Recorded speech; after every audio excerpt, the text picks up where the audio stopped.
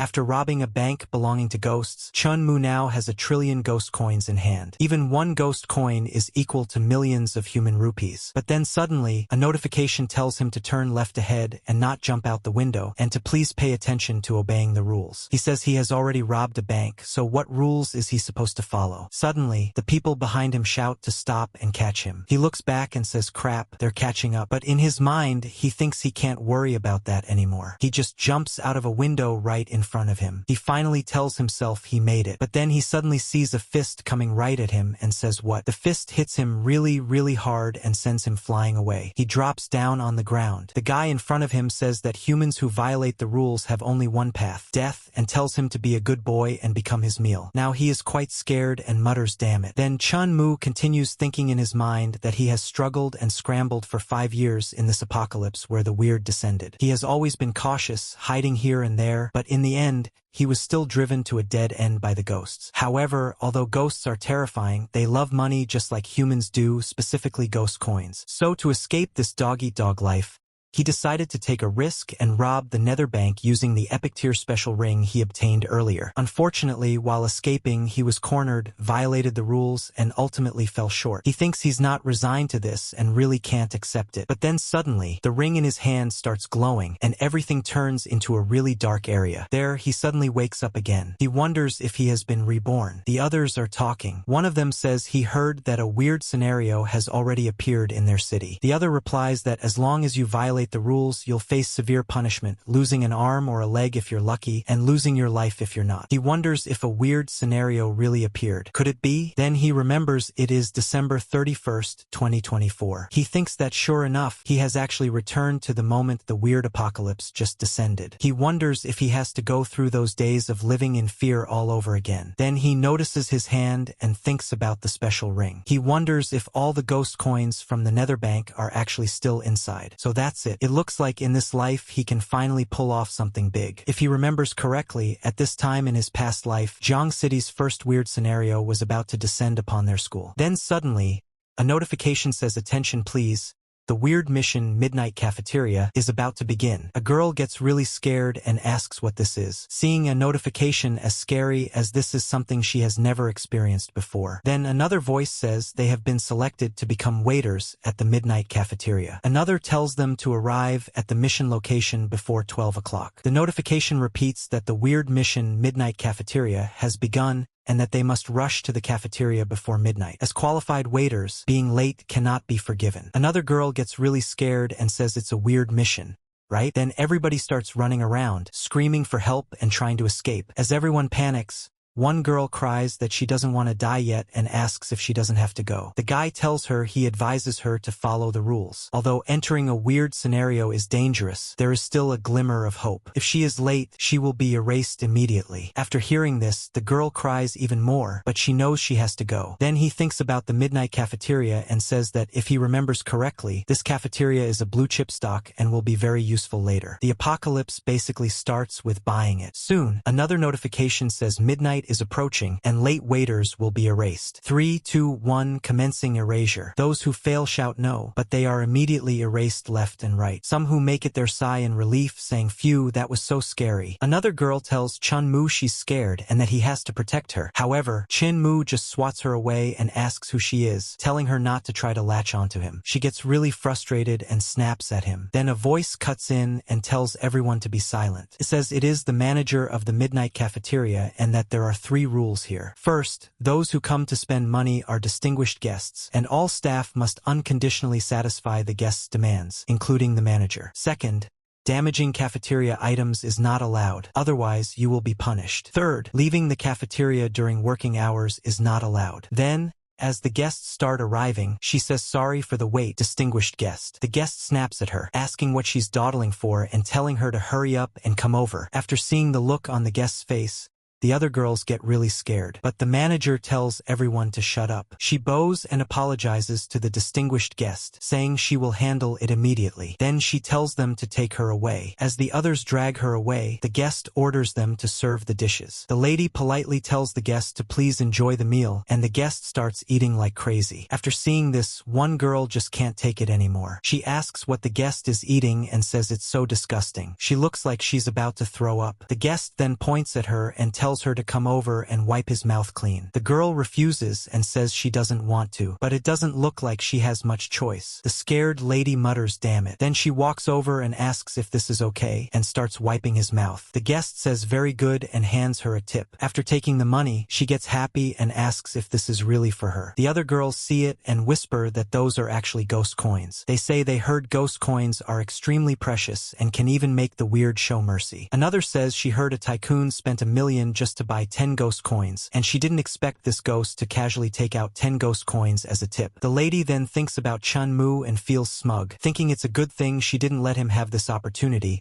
and that he must be dying of regret now. The guest says he's done eating and tells her to take the plate away. She immediately agrees and calls him distinguished guest again. However, as she is about to leave, she suddenly falls to the ground and the plate shatters. The distinguished guest doesn't like that at all. He mocks her for being clumsy and tells her to pay up. In reality, he was the one who stuck his leg out and tripped her on purpose. The lady angrily says he tripped her on purpose. But the manager grabs her and says that even if a customer makes things difficult, rules are rules. The lady panics and says she will pay and use the ghost coins to compensate for the plate. The manager asks if she is sure she wants to make compensation. She says she is sure. Chen Mu watches and calls her foolish, saying she just gave up her last chance of survival and that it's impossible for her to leave alive. She snaps back at him, saying he's talking nonsense and that she already made compensation. The manager calmly explains that the price of one plate in this cafeteria is 20 ghost coins, and her money is not enough. The lady shouts that it's impossible, saying that money can be exchanged for 1 million outside.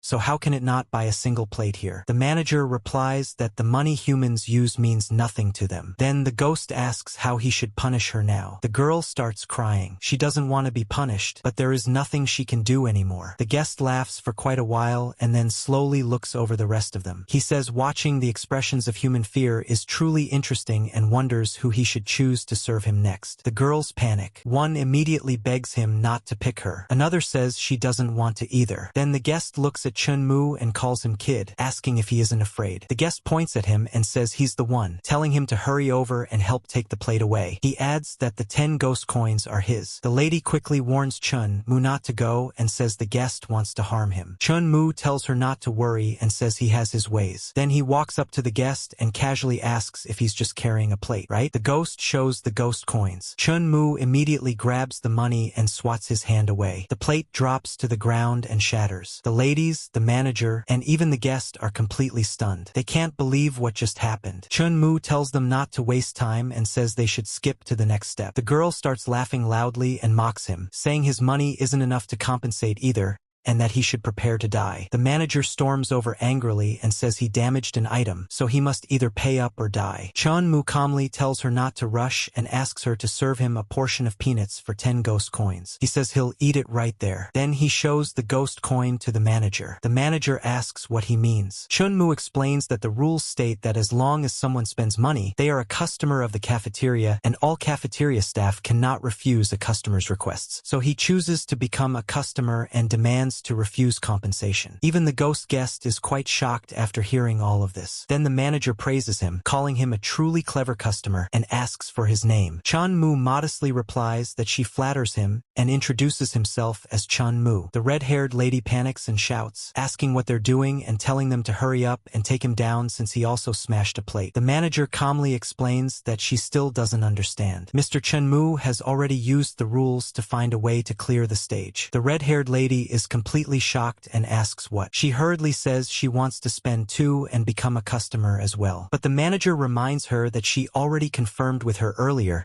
and that there is no second chance. The red-haired lady is totally bamboozled and asks how that could be. The manager then politely asks Mr. Chen Mu if he has any other requests. Chen Mu asks her to call out the boss of the cafeteria. Then he casually drops another bomb and says he wants to buy the cafeteria. The manager asks if he's joking. She admits their cafeteria's revenue has dropped recently, but to buy it would require at least several million ghost coins. Chen Mu says of course he's not joking. As long as she helps him find the boss, this will be her tip. He then shows a huge stack of ghost coin notes. The manager stutters in shock, counting 30,000 ghost coins. Even the guest is stunned and asks how much. The red-haired lady also can't believe it's 30,000. The manager, however, is overjoyed. She thinks that amount equals 2 years of her wages and realizes he's a hidden big shot. The red-haired girl gets furious and demands to know why, if he has so much money, he didn't help her earlier. Chen Mu stands calmly and says he's not related to her in any way, so why should he pay for her mistakes? The manager politely asks Mr. Chen Mu to wait a moment while she goes to call the boss. Chen Mu says no problem and that he'll wait right there. Then the manager turns to the red-haired girl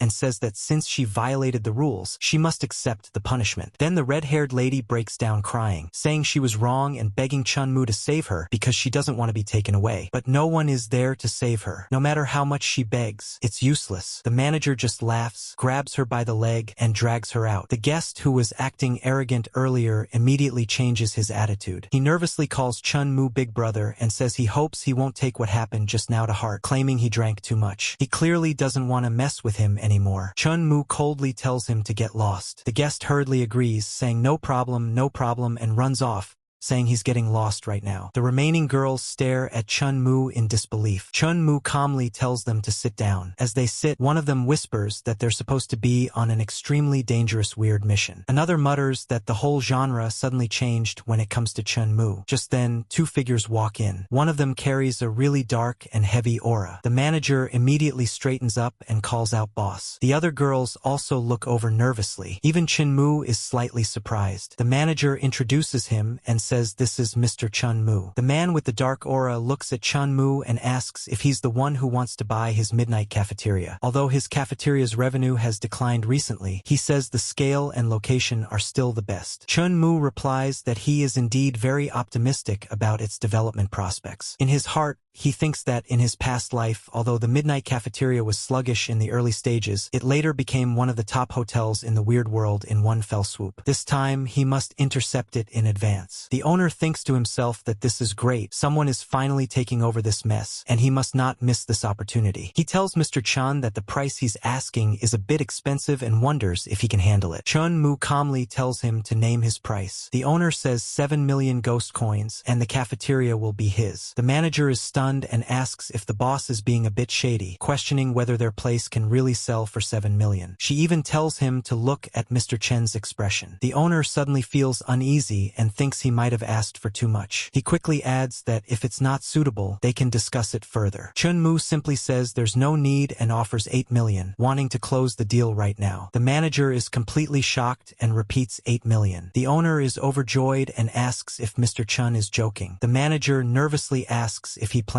to keep them on. The owner thinks to himself that he was planning to run away after selling the cafeteria anyway. Who cares about these lonely souls and wild ghosts? This way, he won't even have to pay the wages he owes them. So he immediately agrees and says he will leave all the staff members to Mr. Chen. He then politely asks how long it will take for Mr. Chen to make the payment so he can prepare the contract. Chen Mu says they'll do it today because he likes paying in cash. Then a massive stack of ghost coins is pushed onto the table right in front of them. The owner is stunned and thinks that Chen Mu just took out 8 million like it's nothing. He hurriedly prepares the contract and says Mr. Chen is very straightforward in business. He tells him to sign it and the cafeteria will be his. Chen Mu immediately signs. As he does, an aura begins to glow. The ghost tells him not to worry. It's the power of the rules. After signing the contract, he will officially be the boss of this cafeteria and no one else can forcibly take it away from him.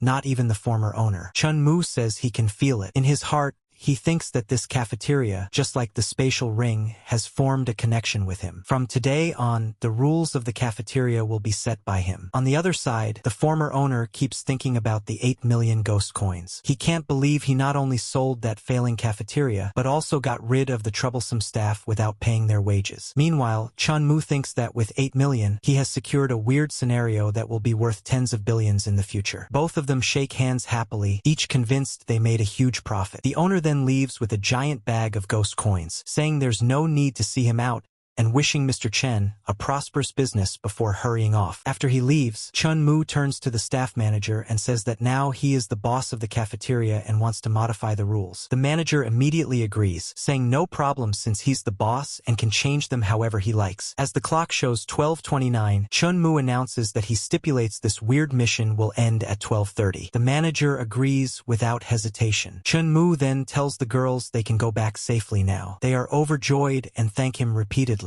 One says that if it weren't for him, they definitely wouldn't have been able to leave alive. Chen Mu then tells the manager to gather all the staff because he wants to hold a meeting in 10 minutes. The manager replies, "Okay, boss." 10 minutes later, all the staff members are assembled. Chen Mu introduces himself and tells them their previous boss sold both them and the cafeteria to him. From today on, he is the new person in charge. Some of the staff think to themselves that it's all the same no matter who the boss is, since they're just beasts of burden anyway. Chen Mu then says he knows the previous boss owes them half a year's wages, but he is different. He promises to pay all their back wages and tells manager Lee to distribute them shortly. He reveals a massive pile of ghost coins. The staff's eyes light up. One excitedly points out how many ghost coins there are. Another tells him to stop shouting because he isn't blind. Someone estimates there are at least hundreds of thousands. Chen Mu adds that as long as they continue working for him, he guarantees their wages will be paid on time every month from now on. The entire staff bursts into cheers. One says that's great. Another happily says he can finally save money to get a wife. Someone else even calls him their god. Chen Mu quietly thinks that such a small amount of money in exchange for the staff's immense gratitude is totally worth it, and he really has to thank the previous boss for setting this up for him. As Chen Mu leaves, all the staff see him off, telling him to take care, boss. He thinks to himself that even though taking down the midnight cafeteria gave him a boost from the power of the scenario, his current strength is only at the ghost soldier tier at best. If he encounters a higher level weird, he still won't be able to escape being taken down. He realizes he needs to get himself some life-saving equipment. As he walks further, he suddenly sees a car zoom past him. He finds it strange that there's still a taxi this late at night. He gets in and tells the driver to go to Wangjiang community. The driver is actually a ghost. After hearing the destination, he slams his foot on the pedal and speeds off. Inside the car, Chen Mu starts thinking. Even though there are few cars at night, this speed feels a bit exaggerated. He also notices a faint smell of blood in the car. Then he spots a bloody handprint. He immediately realizes there's definitely something wrong with this taxi. As he carefully observes his surroundings, he concludes that he has stumbled into another mobile weird scenario, the Nether Taxi. In the weird apocalypse, humans have to face three major threats. The first is weird missions like the midnight cafeteria. The unlucky ones who are chosen must find a way to survive and complete the mission. The second is malicious ghosts disguised as ordinary people. They lure unsuspecting humans into weird scenarios. The third is even harder to guard against. You don't even realize you've entered a weird scenario, and by the time you do, it's basically too late. Fortunately, in his past life, Chen Mu heard about the rules of the Nether Taxi. As long as you have enough ghost coins to pay the fare, you can leave safely. He also remembers that if you don't have money, you must jump out of the car before it accelerates to escape. If you're both stupid and poor and accidentally take the Nether Taxi, you'll just end up as food for the ghost. However, the rougher the storm, the more valuable the reward. The Nether Taxi is extremely fast and a very efficient means of transport. Plus, while passengers are inside, they are immune to harm from other ghosts. When they finally reach the destination, the ghost driver slowly turns around and tells Chen Mu that the fare is 10,000 ghost coins and that he should pay up now. Chen Mu says 10,000 is way too expensive. The ghost coldly replies that if he doesn't have the money, then he shouldn't blame him for getting nasty. Chen Mu casually praises him, saying he can drive that fast without even using his eyes and is truly worthy of being a veteran driver. The ghost snaps at him to cut the crap and says that if he can't pay the fare, he should prepare to die. Chen Mu calmly asks who said he can't pay. He then pulls out a bundle of ghost coins and tells the driver that he dares to give it, but asks if the ghost dares to take it. The ghost is immediately flustered. He didn't expect this kid to actually have 10,000 ghost coins. The rules of the Nether taxi clearly state that as long as the passenger pays the fare, they can get off safely. Chen Mu then exposes him, saying he deliberately used his body to block the taxi meter so he couldn't see the real fare, and quoted a sky-high price to scare him. He was certain Chen Mu wouldn't have that many ghost coins, so he could justifiably kill him. The ghost starts wondering what kind of background this kid has. The apocalypse only started a month ago, yet he knows the scenario rules like the back of his hand. Chen Mu presses further and says he didn't expect the ghost to be so black-hearted. There's clearly only 10 ghost coins, yet he dared to ask for 10,000. The ghost tells him to just pay and leave and to stop the chatter. Chen Mu tells him not to rush and asks if he's tempted by these ghost coins. He asks if he wants them. The ghost cautiously asks what he means. Chen Mu says of course he can give them to him. He even takes out another 10,000 ghost coins and casually stacks them together, saying he'll add another 10,000. The ghost stares at the pile of 20,000 ghost coins, both wary and tempted. Chen Mu then tells him that as long as he agrees to one condition, these 20,000 ghost coins are all his, and there will be more every month from now on. The ghost narrows his eyes and asks what condition. Chen Mu tells him to be his exclusive driver, the kind who's on call anytime. If he performs well, there will be extra bonuses. The ghost is stunned. He thinks about how he works himself to death driving a taxi for only 3,000 a month, while this guy casually waves his hand and offers 20,000. Then Chen Mu takes out even more ghost coins. Seeing that pile of money, the ghost's hesitation instantly disappears. He introduces himself as Van Chosher and agrees on the spot. From now on, he is Chen Mu's exclusive driver. Chen Mu tells him to sign the contract and says that starting tomorrow, he officially works for him. The ghost immediately produces a phone and a contract. He respectfully tells Boss Chen to take the phone and explains that as long as he calls, he guarantees he will appear within 5 minutes. In his heart, the ghost thinks that since Chen Mu spends so lavishly, he must serve him well and absolutely cannot let this golden opportunity slip away. Chen Mu nods and tells him to come pick him up at 10 o'clock tomorrow morning at a specific location. After that, Chen Mu sighs. Even with the cafeteria under his control, his current strength still isn't enough to handle weird scenarios that require brute force. Then he remembers that the Mist Museum is nearby. The museum owner, Duke William, is at the Ghost General tier. He has numerous powerful subordinates at the Ghost Soldier tier. On top of that, Duke William possesses a Ghost General tier treasure called the Death Heavy Armor. After wearing it, one can be immune to most damage caused by the weird. However, obtaining that item doesn't involve completing a mission. The only way to get it is for the Duke to give it away voluntarily. Chen Mu recalls from his past life that Duke William has actually been financially struggling for a long time. Although he looks glorious on the surface, he's extremely short on money. Coincidentally, ghost coins are the one thing Chen Mu has in abundance. Thinking of this, he smiles and heads out. The next morning, when he steps outside, he sees the ghost driver already waiting. Chen Mu remarks that he didn't expect him to be so punctual. The ghost respectfully replies that punctuality is the basic ethic of an exclusive driver. He even says Boss Chen probably hasn't had breakfast yet, so he brought some along the way. Chen Mu thanks him. The ghost politely opens the door and asks him to get in, while secretly thinking that if he serves him well and keeps him happy, he won't have to worry about bonuses at all. Chen Mu asks Old Wang if he knows a mall where he can buy gifts for the weird. The ghost immediately guesses that with Boss Chen's status, he must be looking for a high-end mall. Chen Mu confirms that's right and says the higher end, the better. Old Wang quickly suggests a place in the suburbs called the Depraved Mall, which specializes in luxury goods. He recommends going there first to see if there's anything suitable. Chen Mu agrees and tells him to take him there. The driver tells him to sit tight because they're setting off, and the taxi shoots forward at high speed. Inside the car, Chen Mu thinks that he didn't expect Old Wang's attitude to be so positive. Money really does make ghosts push the millstone. Soon, they arrive at a strange and eerie location. Chen Mu steps out and asks if this is the place. It is indeed the Depraved Mall. Chen Mu tells Old Wang to stay and watch the car while he goes in to shop. The driver obediently agrees. As Chen Mu walks away, Old Wang thinks to himself that Boss Chen is truly meticulous. Once he leaves the Nether taxi, he's only at the Ghost Soldier tier at best. If they encounter robbers, he's basically useless. But if he drives the car to rescue Boss Chen, the boss will gain the Nether taxi's invincibility effect. No matter how strong the enemy is, they won't be able to harm him. The driver inwardly praises the plan as brilliant. Inside the mall, Chen Mu immediately feels a chill. It's clearly the peak of summer outside, yet the temperature inside has dropped to freezing. He realizes this is definitely another weird scenario. As he walks deeper inside, a staff member approaches and greets him warmly, asking what he would like to buy. Chen Mu asks if this is the depraved mall. The woman confirms it is. Then she coldly warns him not to think about running away. As long as he spends money here, he can leave safely. She even reaches out and grabs him, making it clear he's already inside the rules of this place. Chen Mu calmly says that these must be the mall's rules. The lady confirms and urges him to spend quickly. Chen Mu tells her to stop playing tricks. If he's not mistaken,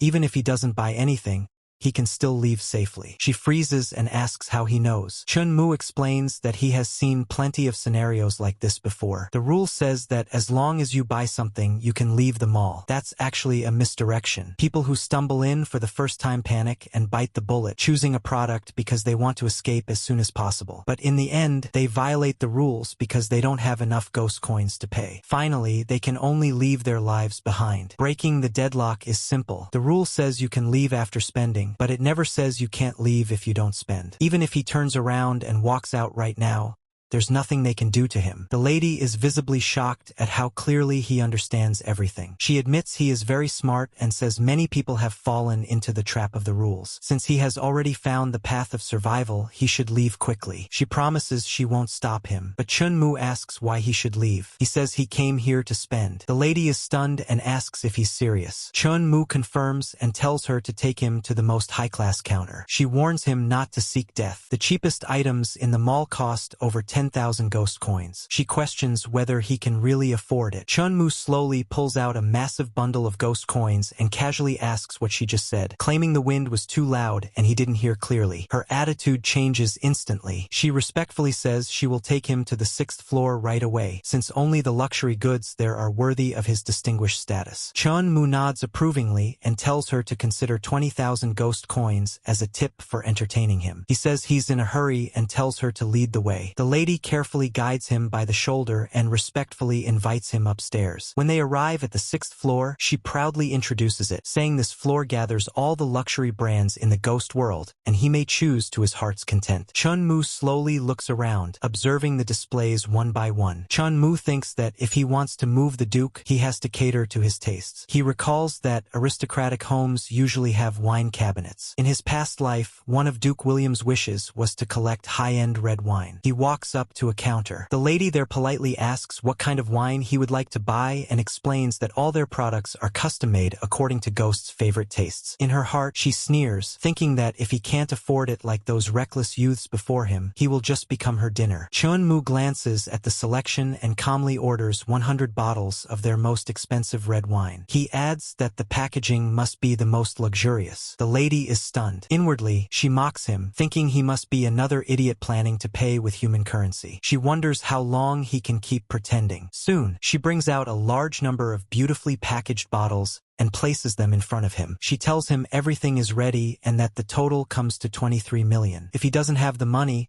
he can leave his head behind to offset the debt. Chen Mu tells her not to scare him and says he can afford this small amount. He casually reveals a massive bundle of money. The lady, still smug and not even looking properly, reminds him that they only accept ghost coins. For 23 million, payment must be in ghost coins. Chen Mu calmly asks what she thinks he is holding. When she finally opens her eyes and takes a closer look, she is completely stunned. She cannot believe it. The apocalypse has only lasted 1 month. How could he possibly have so many ghost coins? Chen Mu asks if she has confirmed the amount. The lady nervously says that for such a huge transaction, the manager must personally be present. She asks him to wait a moment. Chen Mu urges her to hurry because he has other matters to attend to. She rushes upstairs and reports to the manager that a customer downstairs just bought 100 bottles of high-end red wine in a single purchase. The manager's son, Kian, who manages the depraved mall, skeptically asks if she has mistaken one of those fools waving human currency for a real client again. She insists she verified it and says that more than 20 million in ghost coins are sitting downstairs right now. When the manager personally comes down and sees the pile of ghost coins, he is shocked. He can't believe they are real. He immediately straightens his appearance, puts on an elegant smile, and apologizes for keeping Mr. Chun waiting. He politely asks how he should address him. Chen Mu replies that his surname is Chun. The manager congratulates Mr. Chun on spending over 20 million and declares him the depraved mall's first first gold client. Chen Mu calmly says he knows the manager is anxious, but there's no need to rush because he hasn't finished buying yet. The manager is stunned and asks what he means by not finished buying. Chen Mu says of course he hasn't finished buying. The 100 bottles of wine are just the beginning. The manager immediately smiles and says that if he has any other needs, she can personally introduce them one by one. Chen Mu waves his hand and says there's no need for the trouble. He tells her to bring out the most expensive jewelry in the shop. The manager is stunned for a second, but quickly regains her composure and respectfully agrees. In her heart, she thinks he's simply inhumanly rich. Soon, they present several top-tier pieces. One crystal necklace worth 1 million ghost coins is among the most expensive in the mall. Chen Mu takes one look and tells them to wrap it up. He thinks that such a beautiful crystal necklace is perfect for the Duchess. He also points at several high-end watches and says he'll take those too. The manager quickly calculates and says the total comes to 5 million ghost coins. She politely asks him to rest for a moment while they package everything. As he waits, Chen Mu looks around and thinks the goods here are indeed impressive. In the future, this place will definitely become a major consumption venue for countless weirds. A bold idea crosses his mind. Why not just buy the mall as well? He calmly asks whether the person in charge is present. He wants to discuss how much it would cost to sell the entire mall to him. The manager is completely caught off guard. In her heart, she screams that she treated him as a customer, but he wants to become her boss. She apologizes and explains that their leader is currently on a business trip. She doesn't have the authority to make such a decision. When he returns, she will notify Mr. Chen immediately and asks if that's acceptable. Chen Mu nods and says that's fine. The manager then quickly adds that she can open a supreme black gold card for him. She explains that with this card, he can modify the mission rules of the depraved mall at will. It's equivalent to the authority of a scenario boss. She further promises that whenever he wishes to shop, they will clear the venue in advance to ensure his supreme consumption experience. Chen Mu thanks her and tells her to open one for him. He also requests 50 shopping cards, each loaded with 5,000 ghost coins. It's clear he has serious plans in mind. The manager and all the staff bow deeply, respectfully bidding farewell to Supreme Black Gold VIP Mr. Chen and saying they look forward to his next visit. Outside, when the driver overhears the title Supreme Black Gold, he is completely shocked. He can only guess that such a level must require spending tens of millions to achieve. The driver quickly gets out and opens the door respectfully, telling boss to please get in. Once Chen Mu is seated, the driver asks where they are heading next. Chen Mu tells him not to rush and hands him a box instead. The driver looks confused and asks what it is. Chen Mu tells him it's a gift for him and asks him to open it to see if he likes it. The ghost is stunned. When he opens the box, he gasps. Inside is a zombie Constantine watch. He immediately says this gift is too valuable and that he can't accept it. Chen Mu laughs and tells him to keep it. As long as he follows him and works hard, there will be plenty of benefits in the future. The ghost feels deeply moved. In his heart, he compares Chen Mu to his previous employers, who only exploited him and treated him like a beast of burden. Boss Chen, on the other hand, is generous and kind. He silently swears to follow Chen Mu's lead in everything from now on. Chen Mu tells him not to get too emotional and asks him to drive to the Mist Museum. The driver instantly agrees and steps on the accelerator. The nether taxi speeds off once again. As the car races through the road, Chen Mu thinks about all the preparations he has made. This time, he must secure the death-heavy armor no matter what. Soon, the driver announces that they have arrived. Chen Mu gets out and tells him to find a place nearby to rest. He will call him when he's done. The ghost driver nods and says no problem. Chen Mu walks toward the entrance of the Mist Museum. A few other people are already gathered there. One of them notices him and says another one has arrived. Another asks if he also received the mission notification. Someone else suggests that he should cooperate with them, saying that having one more person means a higher chance of survival. Chen Mu simply says he's not interested. In his heart, he thinks that betrayal and treachery are common in the apocalypse. If you team up with random people, you might not even know how you died. His indifference irritates the others. One of them mutters that the kid is a bit too arrogant. Another scoffs that he's acting cool at a time like this and says that without brothers to help him out, the only ending waiting for him is a dead end. The tension in the air thickens. Meanwhile, a frightened woman clings to a chubby man beside her and says this weird mission is too scary and that she's terrified. Her honey comforts her and says not to worry. This time, he managed to obtain extremely rare ghost coins, so they can definitely clear the mission. In his heart, though, He thinks about how he spent nearly 8 million just to get those 10 ghost coins. He's counting on them to save his life. The woman praises him sweetly, saying she knew he was the best and that she likes him so much. She begs him not to abandon her. He assures her that as long as she listens to him, once this weird mission ends, he'll divorce his wife and marry her. The atmosphere among the participants grows even more tense and complicated. After seeing the pair, Chen Mu thinks he didn't expect that fatty to actually get his hands on ghost coins. The fatty notices Chen Mu staring and angrily asks what he's looking at, asking if he has never seen a rich person before. Suddenly, the massive doors of the museum slowly creak open. A deep voice welcomes them to the Mist Museum and announces that they will act as guests visiting the secluded residence of Ghost General Duke William. They all step inside nervously. The voice continues, inviting them to enjoy the banquet the Duke has prepared to their heart's content. As they move further in and knock on an inner door, it opens slowly. Tall, dark figure appears. It is Ron, the Duke's butler. He calmly announces that new guests have arrived and invites them inside. The atmosphere becomes heavy and suffocating. To the others, even the butler looks terrifying. One whispers in fear, asking if that's really a ghost. Another admits it's their first time seeing one up close. The frightened woman nervously asks if he might eat them from behind while they're walking in. Her honey tries to act brave and says not to be afraid. He claims the butler is just a minion and wouldn't dare do anything to them. Ron quietly looks them over and thinks to himself that they're just like the previous batch, no manners and stingy. They're visiting Duke William, yet they don't even know to bring a gift. The butler glances at Chen Mu and coldly asks why he's still standing outside. He says he doesn't want to waste time on someone who's about to die. Chen Mu calmly asks if he is Duke William's butler. The butler confirms it and impatiently tells him to hurry up and wait in the hall instead of standing there like a statue. Before moving, Chen Mu takes out a box and says he brought a small gift. The butler's expression changes slightly when he sees the exquisite packaging and the special ring box. Chen Mu politely apologizes for intruding on his first visit and asks him to accept the small token. The butler takes it. When he opens the box and sees what's inside, his eyes widen. It's a roll ghost watch worth 300,000 ghost coins. He hesitates and says this gift should be for the Duke, not for a mere butler like him. Chen Mu tells him it was specially prepared for him. He says the butler has loyally served the Duke for half his life, and such dedication is admirable. The butler is clearly moved. He accepts it out of respect. With a faint smile, he adds that although he is just a butler,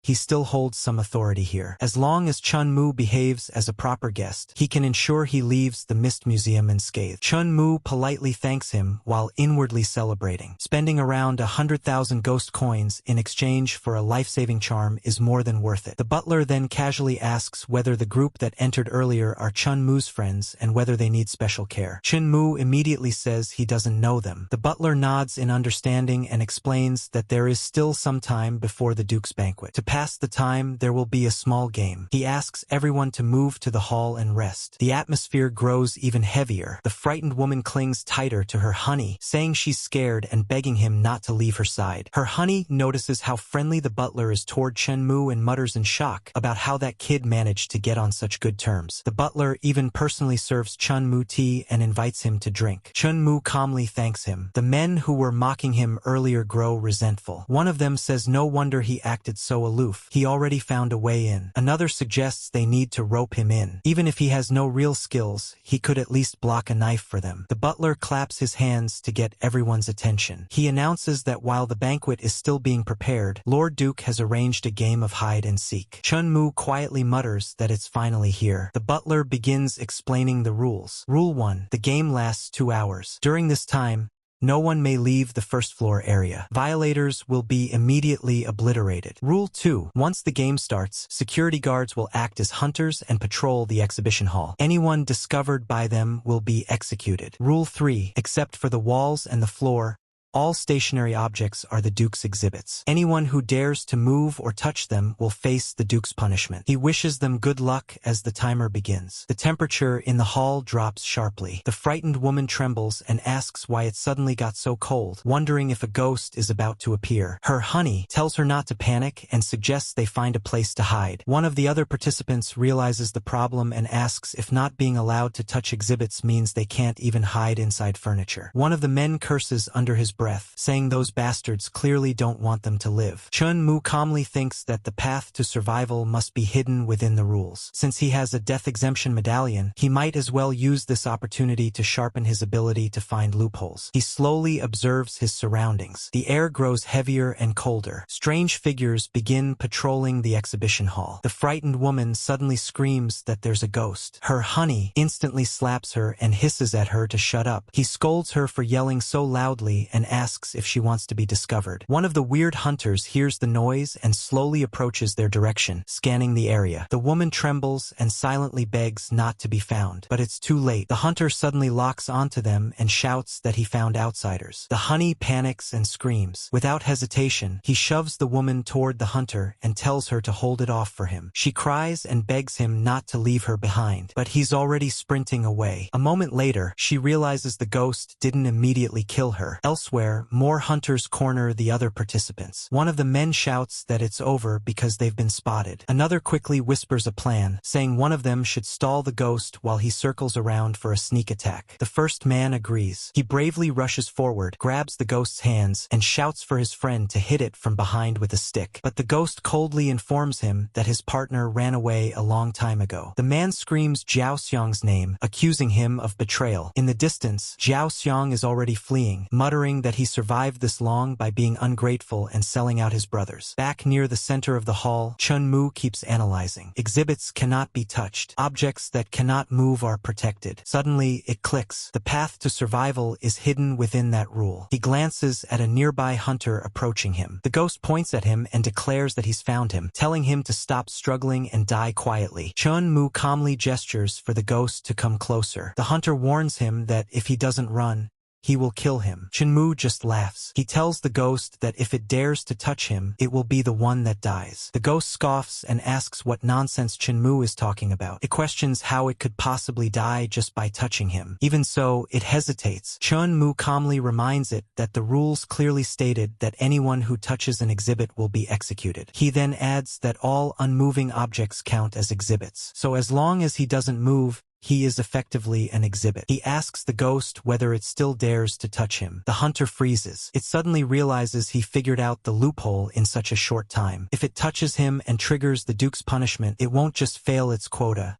It might be obliterated. Cursing under its breath, it decides not to risk it and turns away to hunt easier prey. Chen Mu exhales softly and thinks he guessed correctly. Just then, a hand gently taps his shoulder. He stiffens for a split second. A polite voice informs him that his tea is ready. Chen Mu nearly jumps, thinking for a moment that his judgment was wrong. The servant explains that it's cold and damp in the exhibition hall. Lord Butler was worried he might feel chilly, so he specifically sent a cup of hot tea to warm him up. Chen Mu nods, accepts the cup, and asks the servant to thank Lord Butler for him. The servant adds that Lord Butler also instructed that if he gets bored, he may quit the game at any time. Across the hall, the frightened woman watches everything in disbelief. She didn't expect that aloof kid to be so formidable. In her heart, she thinks that if she can latch onto him, she'll definitely make it out alive. Without hesitation, she rushes toward Chen Mu and clings to him, calling him handsome and saying she's scared, begging him to protect her. Chen Mu tells her that instead of sucking up to him, she should go find that fat guy. The woman pleads with him not to be so heartless and says she can do anything. Chen Mu coldly advises her to hurry and find a safe corner to hide in. He says he doesn't want his clothes splattered with her blood. As they argue, another participant watches from afar. He thinks bitterly that he had to risk his life and betray his own brother just to barely survive. Yet this guy can stand there leisurely while a woman throws herself at him. Jealousy twists inside him. He walks over with a fake smile and calls Chen Mu brother. He says he can see he's quite capable and suggests the two of them team up. He claims he's the type who values loyalty the most. Chen Mu casually suggests that he should team up with the woman instead so they can keep each other warm. The man turns to the woman and says that since Chen Mu looks down on them, she should come with him. Even if the sky falls, he'll hold it up for her. The woman hesitates. She's frustrated that Chen Mu seems determined not to help her. In the end, she decides to trust the other man this one time. Just then, the atmosphere grows colder again. Heavy footsteps echo through the hall. Someone whispers that it's not good. The security guards are coming. The man quickly tells her to follow him. They both run off in panic. Watching them leave, Chen Mu shakes his head inwardly. The woman was already betrayed once, yet she still trusts others so easily. The hall becomes quiet around him. Elsewhere, the butler admires the watch Chen Mu gifted him. He runs his fingers over it, praising the workmanship and materials. Truly is a luxury item. Another subordinate approaches and reports that the tea has been delivered. The butler asks whether the security guards have been instructed. He reminds him that Mr. Chen wants him to go easy during the game and that they cannot allow those fools to hurt him. The subordinate reports that Mr. Chen has already found the path to survival. The butler is stunned. The game has only just begun, yet he already discovered the shortcut to clearing the stage. He realizes Mr. Chen is far wiser than he initially thought. In his heart, the butler reflects that he originally assumed Mr. Chen's generosity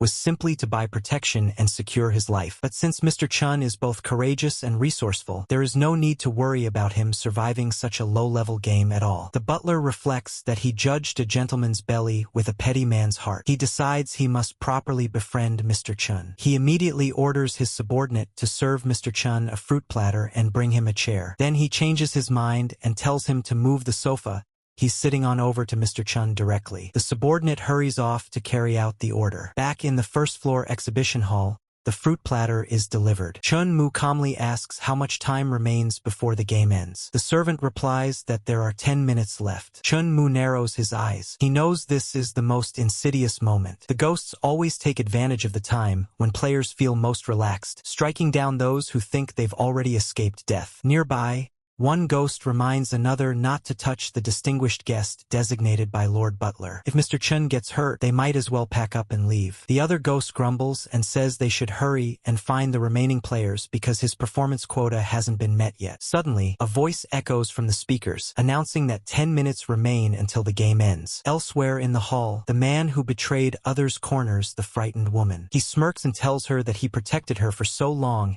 and now that only 10 minutes remain, it's time she lets him have some fun. She flatters him, calling him the most reliable and manly. He boasts that none of the others can compare to him. She coyly asks him to be gentle. He agrees with a grin. Then she suddenly screams that something is behind him. He turns in confusion. A hunter stands there and declares that he has found them. Both of them panic instantly. The man shouts for her to help hold the ghost off. She curses him for abandoning her and falls to her knees, begging the ghost not to kill her. She offers to do anything. The ghost coldly replies that it only needs her life and grabs her. Time ticks down. A few minutes later, the surviving participants gather again near the center. One of the men sighs in relief and says the game is finally over. The fat man, who earlier boasted about his ghost coins, feels resentful. He thinks about how they were risking their lives to escape while Chen Mu sat comfortably drinking tea. Another participant bitterly wonders why they are all here to survive the weird mission, yet Chen Mu gets to be so at ease. Chen Mu, however, thinks that a 50% survival rate is actually normal in this kind of scenario. The butler appears and announces that the hide-and-seek game has ended. He politely asks whether everyone enjoyed themselves. The atmosphere remains tense and heavy. The butler then informs them that Lord Duke has prepared a dinner banquet and invites them to follow him to the second floor. Chen Mu is thinking the exact same thing. This is the key stage. As long as he raises the Duke's favorability high enough, securing the death-heavy armor will no longer be a problem. Soon, they arrive at the banquet hall. The butler announces that there are only 2 rules for the dinner. First,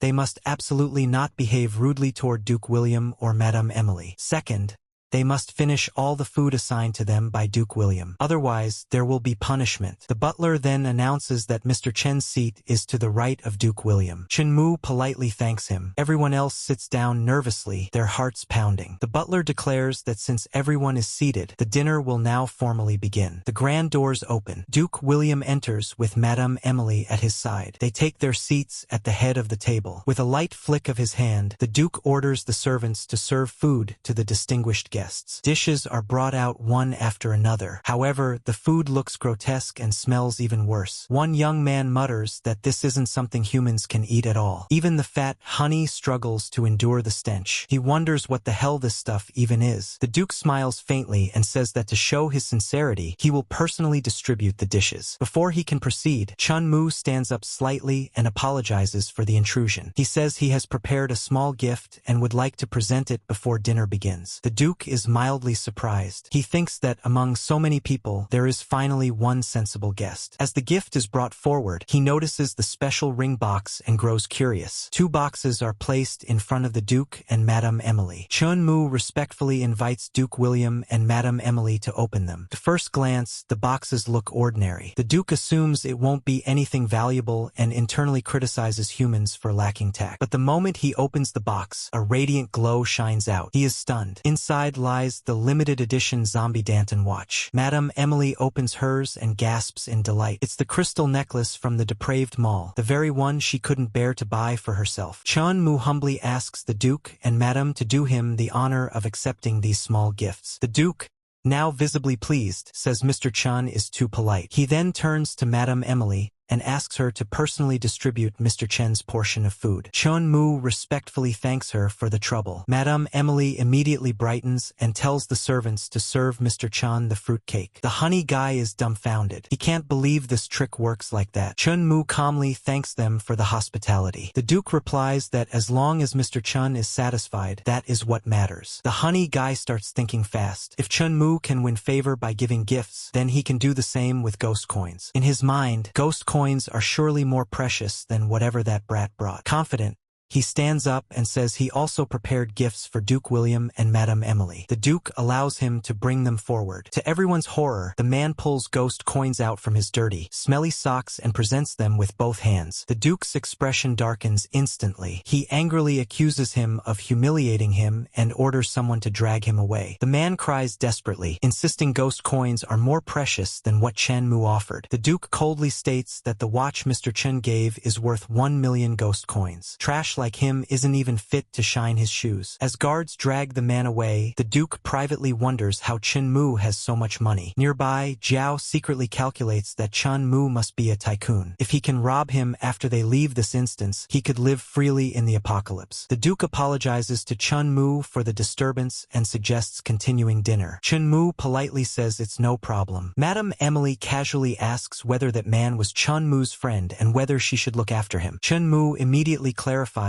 that he doesn't know him. The Duke nods in understanding and reminds everyone to finish their assigned food. Jiao sits there resentfully, thinking Chen Mu could have saved him with a single word but chose not to. He vows revenge once they leave the scenario. He forces himself to eat the heavy, revolting food while Chen Mu chats calmly with the Duke and Madame. Eventually, the butler announces that the mission has ended and the surviving guests may leave. Chen Mu stands and thanks Duke William and Madame Emily for their warm hospitality. As he prepares to leave, the Duke quietly mentions that the man earlier seemed hostile toward him. He offers to arrange for someone to dispose of him. Chen Mu thanks the Duke for his kindness but says there's no need. His subordinates are already waiting outside to handle it. The Duke is surprised. He didn't expect Mr. Chen to already have subordinates. Inwardly, he decides it's time to deepen this relationship. He tells Chen Mu that he possesses a ghost general tier treasure and would like his help in appraising it. He wonders whether Mr. Chen has the time. Chen Mu replies that being able to see a ghost general tier treasure would be his honor. In his heart, he thinks he has waited long enough. The Duke has finally taken the bait. The Duke then invites Mr. Chen to follow him. Outside the Mist Museum Manor Gate, Zhao waits impatiently. He frowns, wondering why the doors are still closed and why he hasn't seen that brat come out yet. Suddenly, his stomach twists painfully. He curses under his breath, saying his stomach hurts so badly that he'd better go buy some medicine first. Just then, he notices a car parked nearby. He laughs and says luck really is on his side. In a place like this, there's actually a taxi. He quickly gets in and tells the driver to take him to the nearest hospital and drive fast. The driver calmly replies that he understands. While clutching his stomach, Zhao grits his teeth and mutters that once he takes his medicine, he'll come back and slaughter that brat. The driver slowly turns his head and asks if the person he wants to slaughter is Mr. Chen. Zhao freezes. freezes. He stammers that the driver is a ghost. The driver's expression turns cold. He says he only wants to confirm one thing and asks him again to answer the question. Desperate, Zeo blurts out that there must be some mistake. Mr. Chen has a lot of ghost coins. As long as the driver doesn't kill him after robbing Chen Mu, they can split the ghost coins. The driver's face darkens. He asks if Zeo truly intends to make a move against his boss and whether he thinks he would let him off. Without hesitation, the driver slams his foot on the accelerator. Zeo panics. He suddenly realizes that Brat actually hired a ghost as his bodyguard. He desperately tries to open the car door and shouts that he wants to get off. The driver's eyes glow faintly. A cold voice echoes that he provoked someone he shouldn't have and should be more careful in his next life. Moments later, Zeo's screams fade into silence. Back inside Duke William's study, the Duke politely invites Mr. Chen in. Chen Mu immediately notices the large wine cabinet on the wall is completely empty. He smiles inwardly. It seems his guess was correct. He casually remarks that surely Lord Duke is also a lover of wine. It's a pity for such a grand wine cabinet to remain empty. The Duke sighs and explains that although he was once titled Duke for his meritorious service in the Ghost World War, he has long since fallen into decline. Chen Mu nods respectfully and says he admires the Duke's character. As a small token of respect, he specially prepared some red wine in advance. With a wave of his hand, bottles of exquisite red wine are presented and carefully arranged into the cabinet. The once empty shelves are quickly filled. The Duke stares in disbelief. He lifts a bottle, inhales the aroma, and exclaims that it is truly good wine, excellent wine. The Duke holds the wine bottle with trembling hands. In his heart, he can't believe that a famous wine worth millions of ghost coins was given to him purely out of respect for his character. His eyes grow moist. He declares that he is determined to make friends with Mr. Chen today. He says he also has a gift and asks Mr. Chen to wait a moment. Chen Mu immediately realizes the timing is perfect. The favorability has reached its peak. Soon,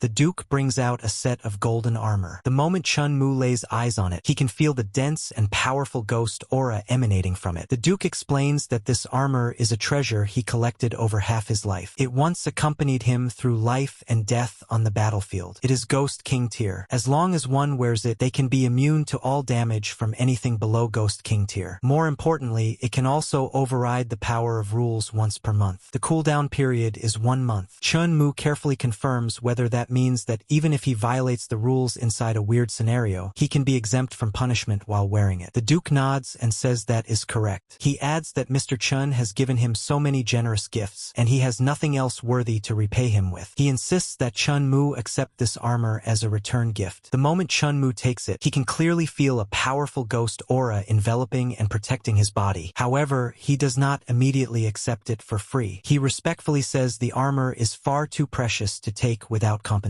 He then places 10 million ghost coins in front of the Duke and says to consider it a purchase. The Duke is stunned speechless at the sight of 10 million ghost coins. In his heart, he admires Chen Mu even more. Not greedy for petty gains and unwilling to let a friend suffer losses, Mr. Chen truly has noble character. Moved, the Duke takes out a personal token and gives it to Chen Mu as a symbol of their friendship. He says that if Mr. Chen ever encounters danger, he can use this token to summon him, and he will immediately appear at his side. Chen Mu accepts the token, realizing this is an unexpected bonus. With both the Ghost King tier armor and the Duke's summoning token, his safety has increased dramatically. He thinks that if he ever encounters a situation that can't be resolved with ghost coins, he can simply summon the Duke to handle it. Then Chen Mu frankly says he plans to purchase a few more weird scenarios to stabilize his assets, but he doesn't know where to begin. He respectfully asks whether Lord Duke has any brilliant suggestions.